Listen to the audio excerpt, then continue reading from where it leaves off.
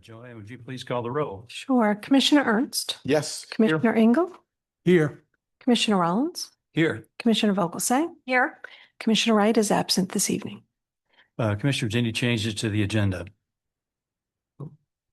Hearing none, the next item on the agenda is public requests. If the public is present and would like to address the commission, please come forward, and you have 3 minutes at the podium. Be sure and state your name because we don't know who you are.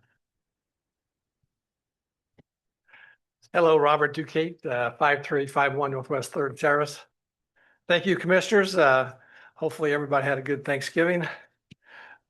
I know I handed out some information here that I think I might have handed out in the past regarding your master plan proposal from your Miller Lake consultants dated April 18th to 22.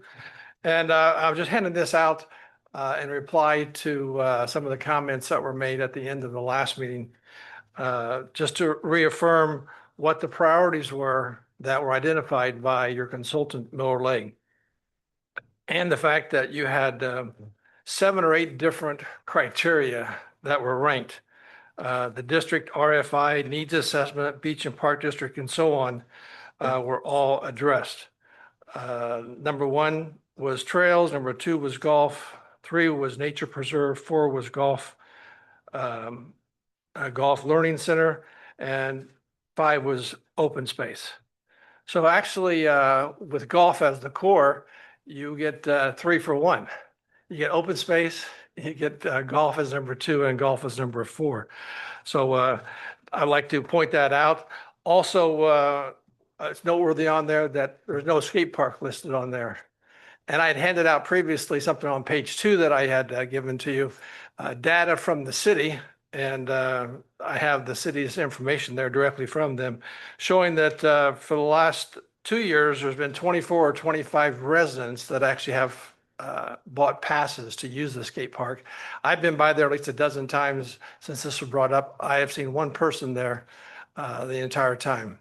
So I think that to think about spending up to $3 million for a skate park that has been used by 24 or 25 residents for the last couple of years seems to be kind of a stretch for the validation of those funds.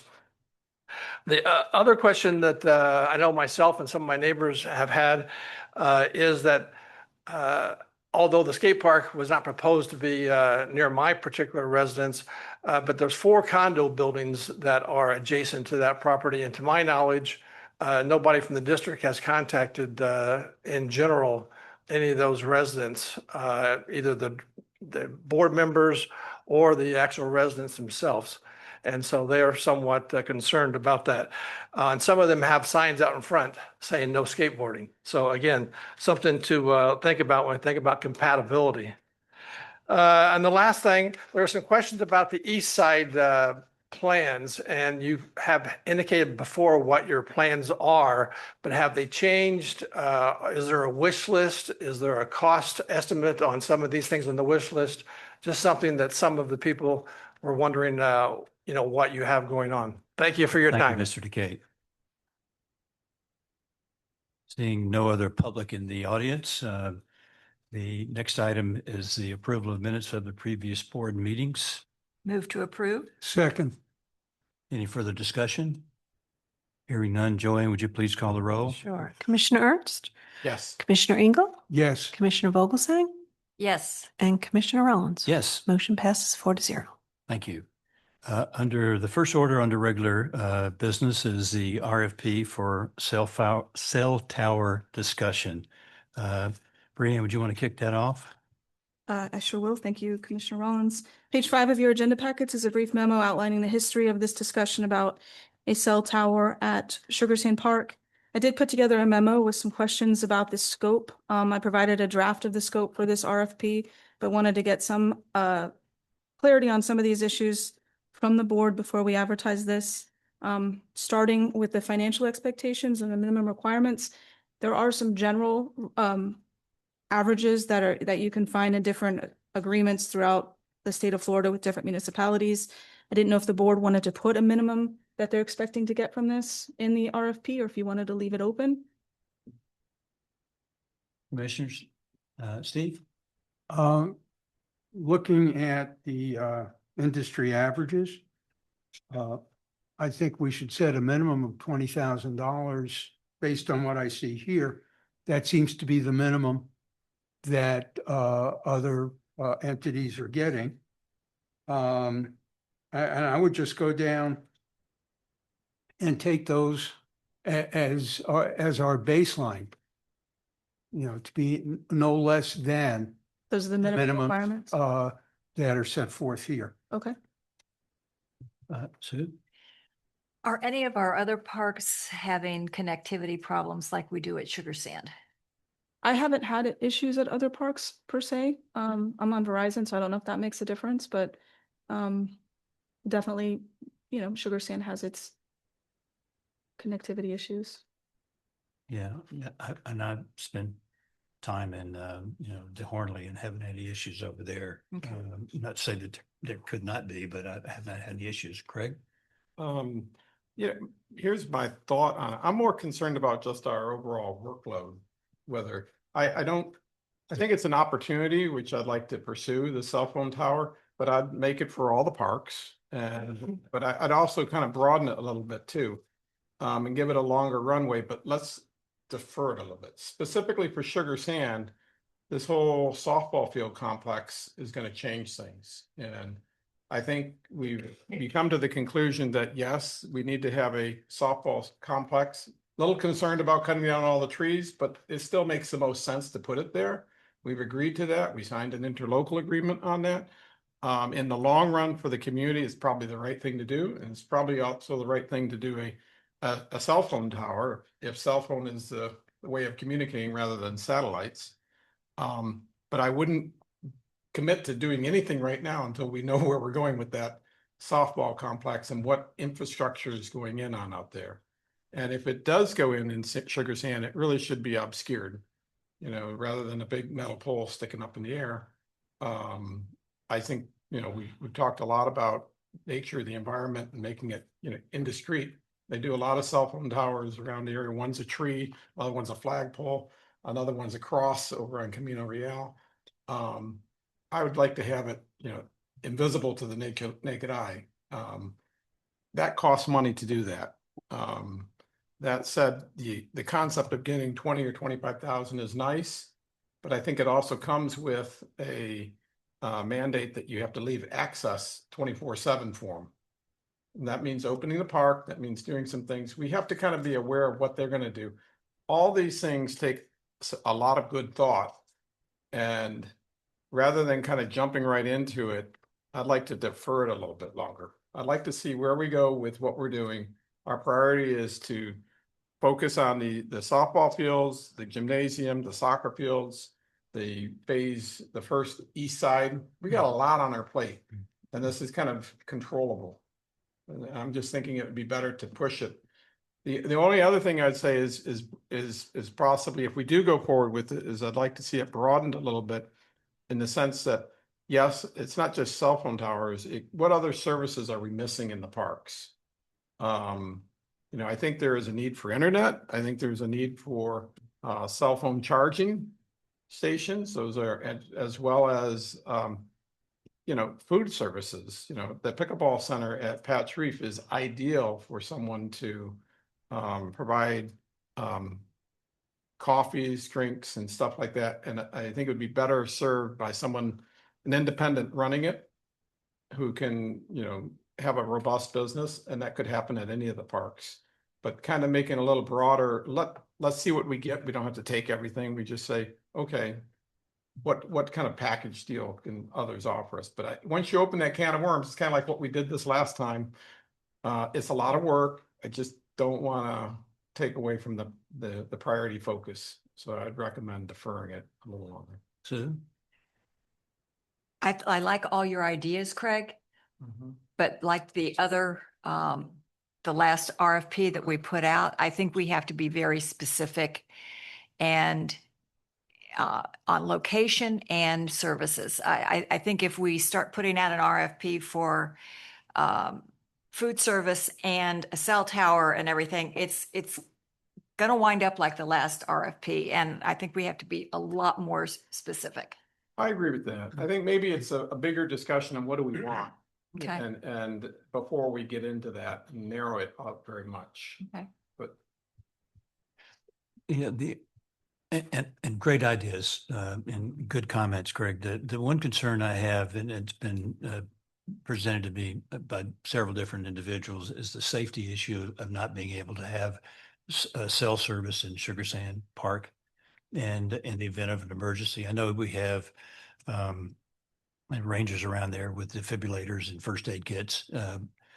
I live next door. I have perfect service. I've walked this area. I don't know where that's coming from. Well, I There's can no tell you cell- where it's coming. I can tell you where it's coming from. Just right down the street here. Yeah. If you go back to St. Andrews, take your first right, and then there's a development there. I forget the name of the development, but Mr. DeVassos has been here and talked to us about the issues that they have no cell service in their area, or poor cell service. Now, maybe if they went to Elon Musk's satellite, that might be different, but they're concerned about having cell service in that area as well as in Sugar Sand Park. I've heard comments about that as well. So, I mean, that's the only issue I would have would be the safety issue, because I'm unaffected by it where I live. Look, I have full bars Mhm. walking up and down Military through Sugar Sand Park. So I don't have that. I have AT&T as the provider. So I'm not exactly sure. I know someone who has T-Mobile they have good service, from their home in Parkside. So I mean, why are we, I don't think we should really jump just because one person on the corner there, they can do that too in their community. If they want to. I'll have the public. Why is it our problem? And I'll no, ask. I've been yeah. there when I'm in the field house or in the community center. Tim's wife does our IT for Top Soccer, and when we have our meetings, you can't get on. There is just no connectivity. It's terrible. But that's the internet. Well, it's really- also cell service. It's terrible cell service in the field house for some reason. But that's something I think overall, I'm all for having internet. We need a stronger internet system for all, regardless of the cell service. That's solving a bigger problem for the community. In our parks, you need internet because you need it with the cameras, you need it with everything that is there. But the cell service is also spotty. Spotty. It's not consistent. So if you need, But that's a bigger investment. That's what I'm saying. You got two different things going. right, Internet is something you get the Cisco people in, they put in their systems, it's 100,000 plus to do something like that, but it's not a multi-million-dollar thing. And you own it. Mm. Maybe it's an evaluation we need to do a little bit more work on, that's all. Well, I think we should do a further evaluation, because I think there is a need there that's been expressed to me several times. And I think perhaps if we had this as an agenda item at another point that's outside the holiday corridor, we might find more people be interested in expressing their comments about a cell tower. I still, like Susan said, I think the cell phone issue is more important than from an emergency standpoint than the internet. But I think having the internet, having both of those in our parks, I think are important, or at least in the community centers, being able to have the internet because that drives a lot of things that you can do with your audiovisual in the community center. What's the pleasure of the board? Well, I have a question. For the park operations themselves, they're using, I guess, modems or some kind of internet connectivity. So the inside the community center in the field house, the staff there they're hardwired into the city's internet service. And so I know there's free Wi-Fi in Sugar Sand Park Community Center. We obviously had issues with that during one of our meetings in October, and we reached out to IT. They made some changes, so we didn't have that issue the following meeting. I do not know if there's guest Wi-Fi at the field house. I'll have to follow up on that one. But in the park, there is guest There is- Wi-Fi, but okay. it's it's in and out too. in and out. Okay. Yeah. Well, those things we can definitely address with IT as far as internet access. Yeah, because my thought would be to possibly piggyback on what the city is doing. And save ourselves a lot of money. And because if there's already a system hardwired into Sugar Sand, let's see if we can avail ourselves of it, even if it means paying the city some kind of leasing fee. But I don't see the sense in duplication. As far as Wi-Fi service goes, it's been my experience that what you get on one side of a Wi-Fi tower might not be what you get on the other.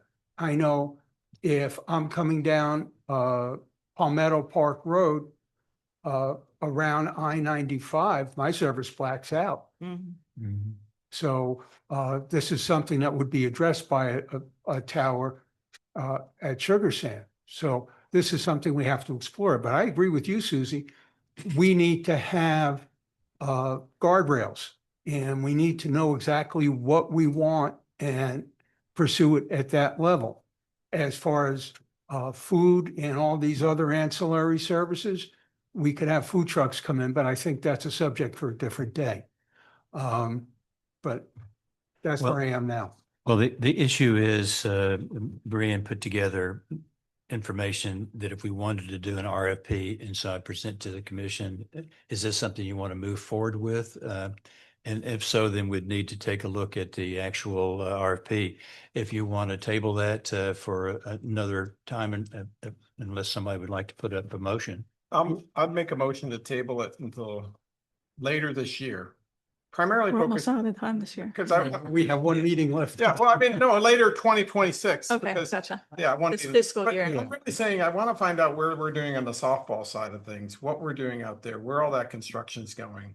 And I think That makes sense. You got to get that kind of out of the way. Right. But just for the record, Yeah. that isn't going to start until the new city council is seated, because this is going to be what's the flavor of the city council that's seated in March of 2020 or elected in March of 2026. If it- Same thing applies to anything that we might want to do with golf. So do we want to wait another 4 months until we address this again? Or do we want to do something a little bit sooner? I would like to see it addressed a little bit sooner. So once we know what the city is doing, then we can proceed right away, because this is, the lack of service is an issue. Well, as far as the softball, I think we know where the footprint of that is going to go. Is that correct? We have a general idea. General idea. They'll have a design. They plan to have the design by April, May, so. Yeah. And then and Craig brings up a point as far as the access to the tower. Is there an easement along Palmetto Park Road where the people might come in, or do they have to come into the park in order to access the tower? Well, we could put that in the RFP, that there won't be, the access to the park is only during operating hours. And other access would have to happen don't- through the Lake Worth, I don't on the think other we'll side of the accept fence. that.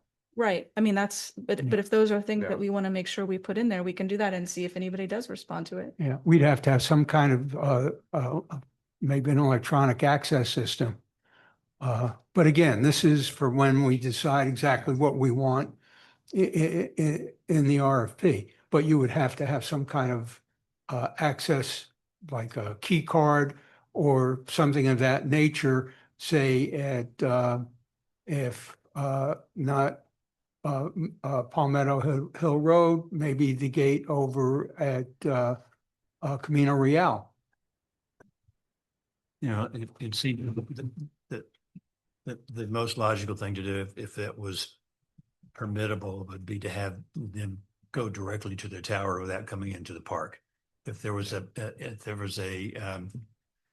access area, just south of Palmetto Park Road. I don't know if there's an easement there. There must be. There is an easement Yeah. along the canal. Yeah, I don't know whether Yeah. that's something that'd be permittable or not. In practical reality on it is I think we're getting deep in the weeds on that, and we I think it's better to just do a little bit of investigative work before you go out with the RFP on it, only because, see, I can tell you, I walk the area past 18th Street where the one cell tower is on the city former site on 18th Street there. I guess it used to be I-95's restway, or Rest stop. rest stop there.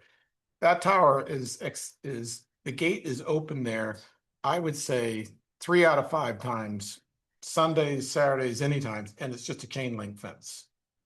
You know, so someone's going in and out of there. It could be either city staff, it could be cell tower people who are doing it. I don't know. I do know that they have their sign up that says, you know, call this number if there's a problem.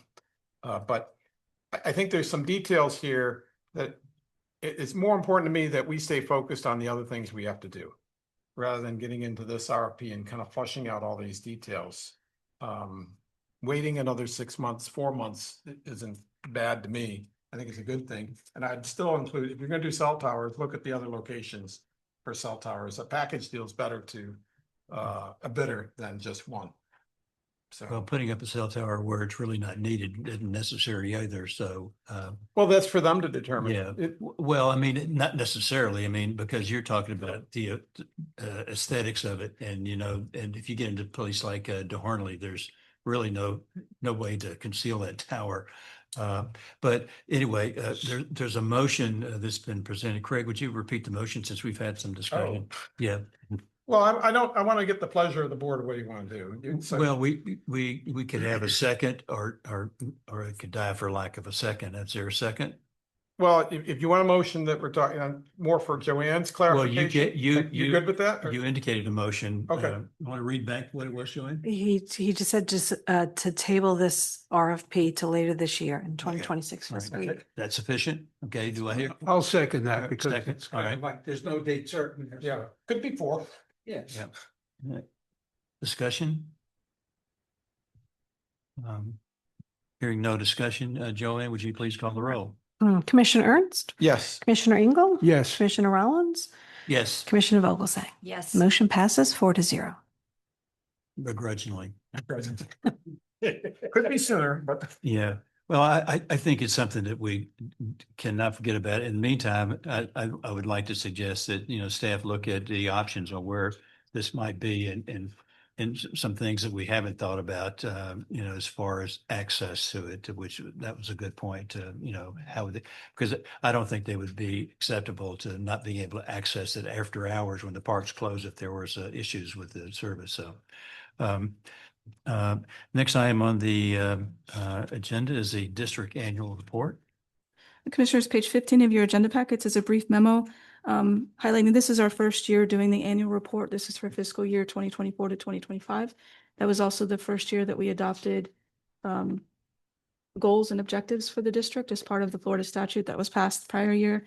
This is now an ongoing requirement for us to do. We just did our goals and objectives for this current year.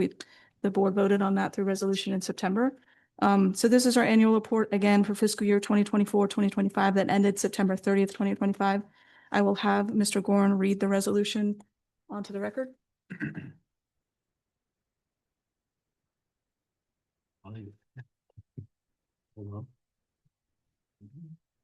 Thank you.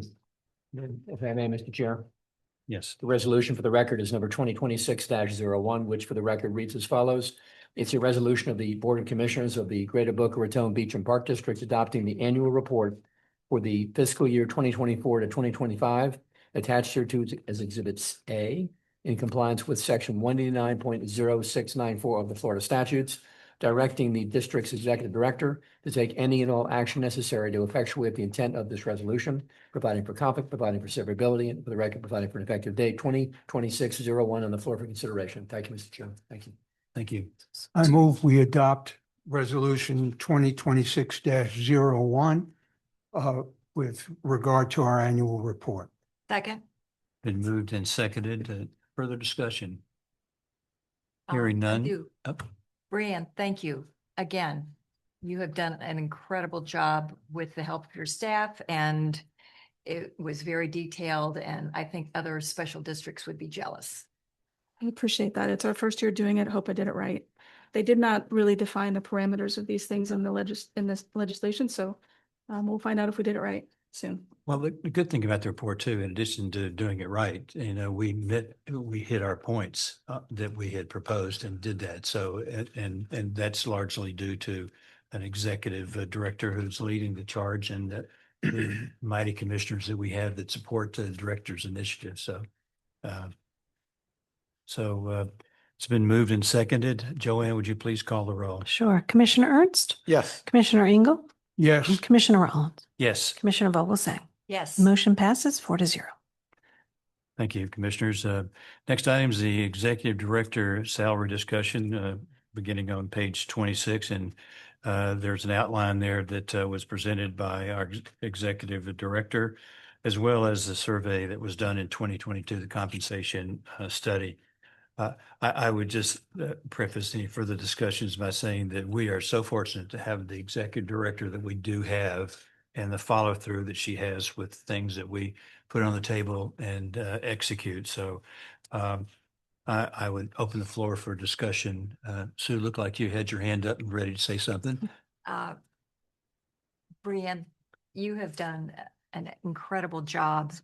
Anytime we call you, you're there. I don't remember the last time I had to leave a voicemail. It's been years. You're there at every hour, along with Mr. Gorin too. So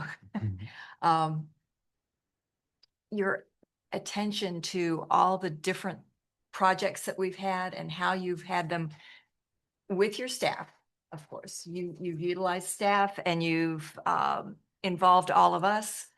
And I just think you do an incredible job. Thank you very much. Thank you very much. aside from laughing at my jokes, which is important for me, I don't think if I wrote down a summary of what the ideal executive director would be, I don't think it would equal the things that you do. My mom used to tell me you can't sit in two chairs at the same time. Somehow you manage to sit in 3 or 4. So I can't tell you how thankful I am for the job that you do. You do a fantastic job. So Thank you. Thank you. Thank you. Mr. Treasurer, I value your input and suggestions since you're part of Part of it. a larger organization and you see these type of things, performance standards all the time. And Yeah. so, I guess I would say, first of all, Joanne, I mean, the whole team, Brianne, Joanne, Melissa, meet and exceeds everything that we're looking for. So, you kind of expect to call someone, you don't always know if they're going to pick up at the other end, but Brianne picks up on the other end. So she's always available, as well as Sam. Everyone is very resource oriented. They know what they know and they've embraced things. So I applaud Brianne specifically for embracing AI and technology in her job, and it would have been real easy for Brianne to come to us and say, hey, I need another person. That's typical in government, maybe. To add, I need 2 more Joannes, I need 2 more Melissas, I need 2 of this. And she never did that. And so for that reason, I appreciate the extra work that has been done to stay within the range of things. It could have been a lot more, so, when I look at what is their salary is you also, it's like baseball. You want to make sure you keep your best players, and I think Brianne is very marketable for any other government opportunity, but she's best fit for this entity for Boca. And Boca Raton, the city of Boca, the district of Boca, the community of Boca is very lucky to have someone who understands the residents and understands the balance of not just one group of homeowners, but all of the homeowners, all the residents. So my recommendation kind of with that is I'm looking at the pay grades of different things. I think she's kind of, her current salary looks like it's in market range, but it's not when you compare it to similar size a $50 million entity and things and what we're spending in the oversight. So if I could, I'd make a recommendation of like a 10% pay increase. Damn, that was good, Craig. That was, Um, uh, it's not my role to second it, but, I didn't make a motion yet, but I'm just throwing it out there as discussion. well, don't I know. think we've all weighed in. Did you have anything else to say, Sue? I like 10%. Does Yeah. Brianne Yeah. like 10%? I do. I would love to hear a motion for that one. Yeah, I just want to make sure that's in addition to the COLA. That's still in the agreement, yeah. Right. Okay, just wanted to make sure. Yeah. Well, I would think Craig was so eloquent in his discussion about her. Craig, I appeal to you for a motion that you would put that together. Okay, well, based on the discussion, I'd like to make a motion that we increase the executive director's pay by 10%. Second. Been moved and seconded. Any further discussion? Hearing none. Joanne, would you please call the roll? Sure. Commissioner Ernst, Yes. Commissioner Engel, Yes, Commissioner Rollins. Yes. Commissioner Vogelsang. Absolutely, yes. Motion passes 4-0. And may I add the commission's congratulations for a job well done, Brianne. Thank you very Yes. much. Thank all of you very much for the consideration tonight. Mr. Treasurer, approval of payrolls and invoices is the next item. Yes, sir. Mr. Chair, I'd like to make a motion for approval of payroll and invoices in the amount of $3,249,542.15. second. Been moved and seconded. Any discussion? Hearing none. Joanne, would you please call the roll? Sure. Commissioner Ernst, Yes. Commissioner Engel, Yes, Commissioner Rollins. Yes. Commissioner Vogelsang. Yes. Motion passes 4-0. Commissioners, next item is the, Yeah, I forgot to mention one thing.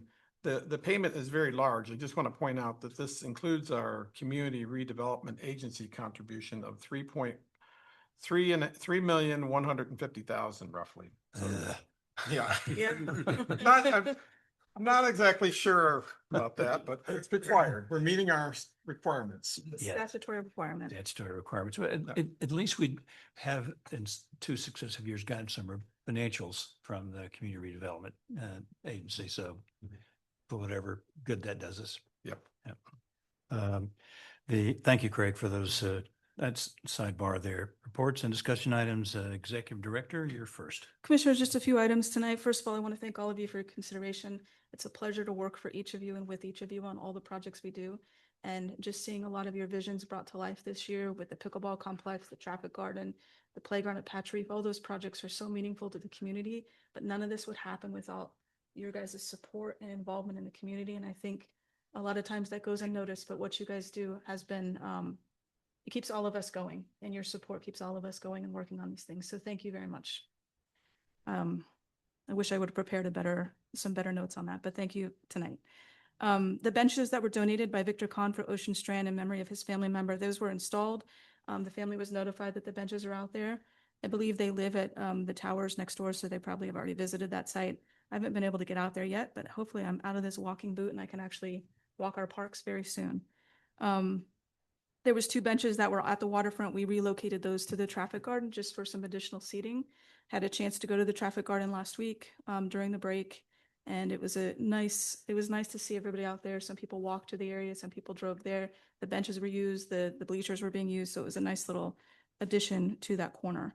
The public workshop by Planta Park and American Ramp Company for the skate park conceptual design was moved from December 3rd to December 17th in light of the Holiday Street Parade. So that'll happen in a couple weeks. It conflicted, obviously, the Holiday Street Parade. People want to go to that and they have other obligations. So we moved that meeting. The RFP for the design build for the cover of the roller rink is out. Those bids, those proposals are due back on January 16th at 10 a.m. So we'll discuss that after the new year. During the construction of the pickleball complex at Patch Reef, we were required by the city to put in the electric car charging stations. I don't know if you noticed those when we went to the ribbon cutting. Those are equipped with the ability to charge people for using that charging service. And I wanted to bring that up tonight because I'd like to come to a board meeting to discuss it if the board wants to discuss charging. The concern is that their parking spots are prime at Patch Reef. And if we don't put some sort of nominal fee on that, we could lose those parking spots for the day while people charge their cars. So I wanted to talk to the board and see if if you guys wanted to discuss maybe at the next meeting, possibly implementing a fee for the car charging stations just to ensure the turnover of those parking spaces is happening. Yeah, I definitely. would think so. How many spaces? There were 6. 6. Yeah. Yeah, yeah. I mean, 'cause that's a very active facility. I've been by there and to watch, and it's amazing.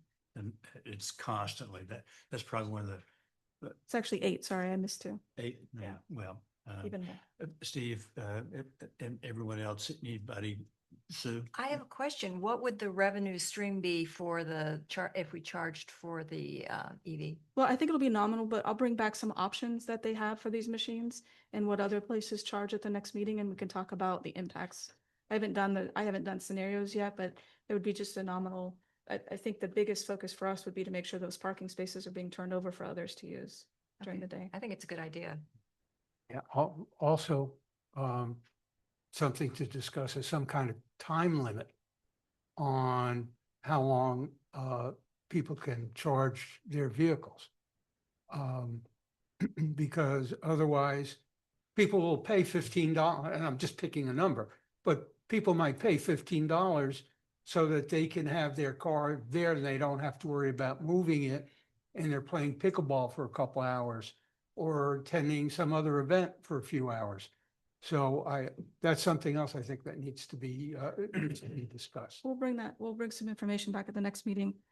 Yeah, if you could get like the range. Yeah, the range of Right. fees and how it's. I think because our intent. There's ways to do it hourly or by the electric use, so I'll bring back those different scenarios and the range by other people. I think it widely depends on what you're installing. You know, there's these superchargers versus, you know, the slower model chargers. And I think our intent is to have a, you know, economic disincentive to leave your car all day there. Right. But we kind of inclined to start with market, maybe a little below market, but not bottom end of zero. Okay. Yeah. I'll bring that to the next meeting. I just had one more item. I don't know if anybody saw it. It was in the news that the city is looking to annex the St. Andrews properties. That's a large increase to the city. We were not included in those discussions. I spoke with somebody at the county today. The city did a feasibility study and they also sent notices to the residents in St. Andrews. I have asked the city for a copy of the feasibility study and the letter that was sent.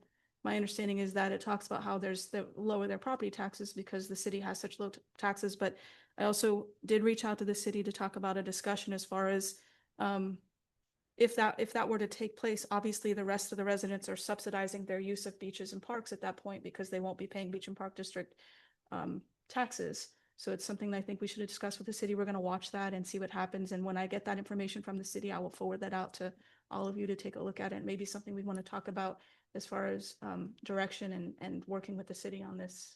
How big is that tax base? There's 700 homes. They're very expensive homes. I think it's like 1.3 billion. That's in if values. there's a 1.3 million, I'm, Billion. no, The property value is they're billions, yeah. way You up said there. billion, The yeah. billions, Yeah. the property values are like in the billions, so. I just reached out to the city today and we'll get more information and find out what's happening with that, but they have not reached out for a conversation on it yet. Interesting. So, I I just want to mean, make everybody aware. in that same spirit, I think we do have to go back and revise or update our Enabling legislation. enabling legislation. Yeah. And the tie-in there is in conjunction with the city following very much what I was surprised the airport authority did theirs. I think we need to redo ours, you know, to be more oriented towards if the city moves their footprint, that we go with it. And, you know, like the Polo Club, we had a whole, you know, debacle with, and the city brought it on, and then the taxing authority kind of went ahead and taxed them, and then we had to give them refunds. Correct. Those kind of things, you know, even though it's well announced and everyone is doing it, it just doesn't work. We need to stay kind of in sync with the city in our footprint. It would be nice. That takes away all the issues with who gets a beach pass, who doesn't get it. I still think it's too much, but I think it dovetails nicely into one of our objectives for next year. I agree. Okay. But as I get information, I'll obviously send that out. I just wanted to make you aware because it was in the papers. Ms. Gordon? Mr. Chair, I have the honor of saying I have no report to offer this evening, but I appreciate the comment that you made, all of you, regarding access and opportunity. I must confess that I have never had any difficulty in my entire career here or our office in finding Brianne anyplace, anytime, anywhere. Saturdays, Sundays, legal holidays, or anything in between. It's corresponding for us as well, but she's always accessible. And to us as your lawyers, she's the lifeline to get to the answer and trying to help the public that's affected by what you do. And I'm grateful for that. So thank you for that. Other than that, I have no other report to say. Thank you. Mrs. Vogelsang, I'll start with you. I have been asked some very bizarre questions in the last few days because of all these reports about coyotes. And does the city have any policy about relocating them, or do they destroy them? No, we've actually reached out to the Florida Fish Wildlife, and the only direction we've been given, which I'm not going to reenact here, is what you do if you encounter a coyote. They said that actually removing them can make it worse because they travel in packs. There's a whole thing on their website, and I'll send that out to everybody so you can share it too with people. But there's some science behind why you don't want to relocate them or take them out and that kind of thing, because it actually can exacerbate the problem. So I'll send that out to everybody, and I will not, you can also watch the video about what you do if you encounter one. Well, I have encountered coyotes in packs, and they do know that they can sense your fear. No doubt about it. I don't really. Well, when I was out in Arizona, but there are I live off of 18th Street and between Military and Power Line. And in that new development where the golf course used to be, there's a pack of 6 of them roaming around. So, well, I can tell you what we do with them in Arkansas, but anyway, Commissioner, go ahead, Steve. Oh, I was going to suggest we also relocate them to Boca Del Mar, but I didn't say this. I'm just joking.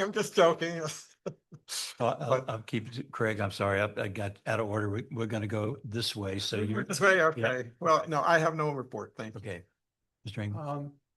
I just want to reiterate, Brianne, if there is a Hall of Fame for executive directors of municipal districts, you'd be there. It's true.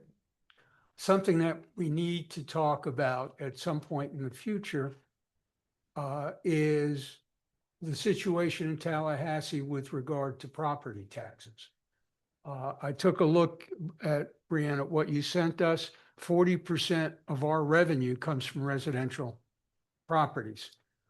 It would put a big hole in our budget if the removal of property taxes were to become a reality.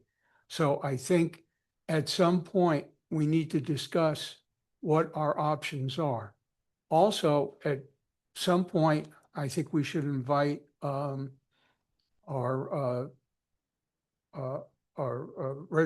representatives in the legislature and the Senate to come in and talk to us about it. It's a good idea. And that I would like to see, well, they're starting session now. So I think March is the end of session? Yes. So sometime in March, I think would be a great idea to have them come in. As we get updates too from the Florida Association of Special Districts, I'll send those out to everybody as well. Yeah. And anything you see, obviously. Okay. And more than that, I hope everybody had a great Thanksgiving. Thank you, Steve. I was in Memphis, Tennessee and Arkansas this past holiday. And it's interesting, people up there were asking me about Save Boca. And I thought I had to go all the way there to have more questions about what was going on with our community. So there's a lot of interest, I guess, people up there following me on Facebook, and somehow know that comes together. But no, it was a wonderful holiday. Hope everyone had a nice holiday, enjoyed family and friends. And I I ate way too much. So when I just got in this afternoon, my wife said, "Do you want to eat something before you go to the meeting?" I said, "No, I've had enough turkey and dressing and squash casserole and everything else that they make in the South." But anyway, with that said, I'll entertain a motion to adjourn. Move to adjourn. Second? Moved in second. Any discussion? Hearing none. Joanne, please call the roll. Commissioner Ernst? Yes. Commissioner Engel? Yes. Commissioner Rollins? Yes, Commissioner Vogelsang? Yes. Motion passes. meeting adjourned. Good job, Bob. Thank you.